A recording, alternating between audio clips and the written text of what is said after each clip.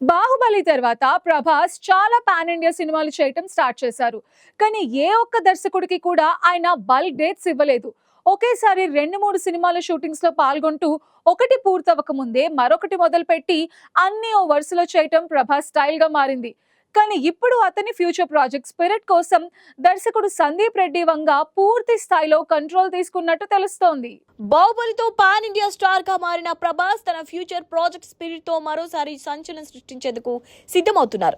దర్శకుడు సందీప్ రెడ్డి వంగతో ఈ కొత్త సినిమా కోసం ప్రభాస్ బల్క్ డేట్స్ ఇవ్వడానికి సిద్ధపడ్డారు. ఇప్పటి వరకు ఒకేసారి 2, 3 సినిమాల షూటింగ్ లో బిజీగా ఉండే ప్రభాస్ ఈసారి స్పిరిట్ కోసం పూర్తి ఫోకస్ తో సందీప్ వంగ డిమాండ్ ను అంగీకరించినట్టు తెలుస్తోంది.